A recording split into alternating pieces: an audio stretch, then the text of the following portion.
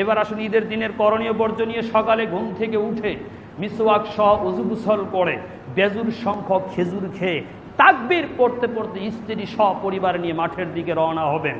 সম্মানিত উপস্থিতি, ঈদের মাঠ কখন হবে? ঈদের মাঠ কোন জায়গায় হবে? খোলা মাঠে হবে। এখন তো বেদাতিরা বাসুর সজ্জা, বাসুর ঘরের মতো মাঠকে সাজাচ্ছে না। আল্লাহর নবী সারাটা জীবন খোলা মাঠে ঈদের সালাত পড়েছেন। মসজিদে নববীতেও পড়েন নাই, মক্কাতেও পড়েন নাই। যেখানে 1 রাকাতে 1 লক্ষ রাকাতের নামাজের নেকি সেখানে পড়েন নাই, তিনি পড়েছেন মাঠে। অতএব মাঠে পড়তে হবে। সময় জমহুর বিদ্বানগণের মতে ঈদুল ফিতরের সালাত হবে সূর্য উদয়ের পর থেকে 2.5 ঘন্টার ভিতরেই শেষ করতে হবে। আর ঈদুল আজহা কোরবানির সালাতের সেই কোরবানির ঈদের সালাত হবে 1.5 ঘন্টার ভিতরে সূর্য ওঠার পরে। তাই তো সৌদি আরবে সূর্য ওঠার পরেই, এই চাষের সময়ের সাথে সাথে সূর্য ওঠার পরেই ঈদের সালাত পড়া হয়। আমরা বাঙালি বেশি বুঝি, তাই তো 9টা 10টা সময় পার করে ফেলি। এটা কিন্তু আপনার সুন্নতের খেলাফ হয়ে যাচ্ছে। আপনি লক্ষ্য করুন, ইমাম ইবনুল কাইয়িম রাহিমাহুল্লাহ, জগৎ বিখ্যাত পৃথিবীর শ্রেষ্ঠ মুহাদ্দিস, তিনি বলেছেন উত্তম সময় হচ্ছে সূর্য উদয়ের পরে। সূর্য উদয়ের পর থেকে নিয়ে মাত্র 2.5 ঘন্টার ভিতরেই পড়তে হবে ঈদুল ফিতরের সালাত। ঈদুল আজহা 1.5 ঘন্টার ভিতরে। আর জমহুর বিদ্বানগণের ভিতরে সূর্য ওঠার পর থেকে সূর্য ঢলে যাওয়া পর্যন্ত উত্তম সময়। তাহলে কখন বললাম? সূর্য ওঠার পর থেকে নিয়ে ঈদুল ফিতরের সালাত হবে 2.5 ঘন্টার ভিতরে। তাহলে এখন সূর্যোদয় দেখেন ওখানে 5টা 11, 6টা 11, 7টা 11, 2 ঘন্টা হলো। এবার আরো আধা ঘন্টা যোগ করুন। হ্যাঁ, 7টা 40, এর উপরে যাবেন না। আমরা আহলুল হাদিস, আমরা উত্তমটা মানব। আমরা যদি না মানি, পৃথিবীতে মানার কেউ নাই। আকাশের নিচে জমিনের উপরে রাসূলের সুন্নাত মানার আহলে হাদিস ছাড়া কোনো জাতি নাই। তারাই নবীর সুন্নাতকে জিন্দা করেছে, বেদাতীরা নবীর সুন্নাতকে কবর দিয়েছে। অতএব যারা কর্তৃপক্ষ আছেন তাদেরকে আবারও জোর আবেদন করছি, সময়টা নির্দিষ্ট করবেন। সূর্য ওঠার পরে সকালে কে জামাত পাইল না পাইল আপনার দেখার বিষয় না। একটা মানুষও যদি জামাত না পায়, এর জন্য আপনি দায়ী না। সময় নির্দিষ্ট করে আগে থেকেই জানিয়ে দেওয়া হবে।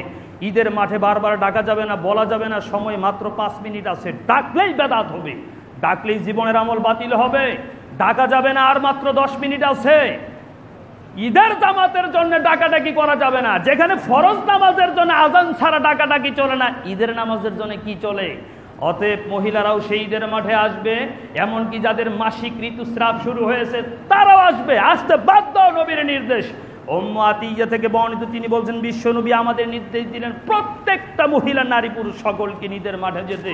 আমরা বললাম আমাদের অভাবের কারণে অনেকের তো উড়না নাই, অনেক মুসলিম বোনের উড়না নাই, উড়না ছাড়া কেমনে যাবে?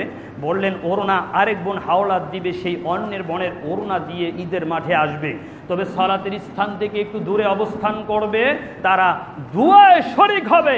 তাই বলে হাত তুলে দোয়া না, ইমাম খুতবাতে দোয়া করে দিবে, সেই দোয়া আর ওয়াজে খুতবাতে তারা শরীক হবে।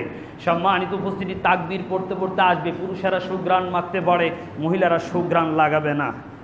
তাহলে ঈদের সালাতে এক রাস্তা দিয়ে আসতে হবে, অন্য রাস্তা দিয়ে যেতে হবে, এটাই সুন্নত। গাড়িতে নয়, পায়ে হেঁটে আসার অভ্যাস করুন, এটাই সুন্নত।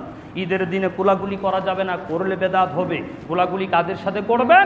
যারা মুসাফির, দূর থেকে এসেছে, হঠাৎ করে অনেক দিন পরে এসেছে, দেখা হয়েছে, তার সাথে। সম্মানিত, ঈদের দিনে কি বলবেন?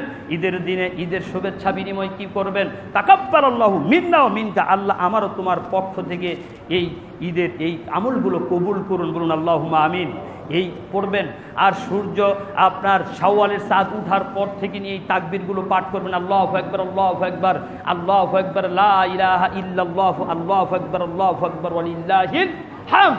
এই তাকবীরগুলো পড়বেন। সম্মানিত উপস্থিতি, আরও কিছু বিষয় থাকতে পারে, সময়ও হচ্ছে না, সময় পার হয়ে যাচ্ছে। অনেক গুরুত্বপূর্ণ বিষয় যেগুলো আপনারা ডিটেলস আমার কাছ থেকে ব্যক্তিগতভাবে বা অন্যান্য আলেমদের কাছ থেকে জেনে নেবেন। আল্লাহ তাআলা আমাদেরকে ঈদের করণীয় বর্জনীয় বিষয়গুলো জানার তৌফিক দান করুন। আল্লাহুম্মা আমিন। ওয়া আখিরু দাওয়ানা আলহামদুলিল্লাহি রাব্বিল আলামিন।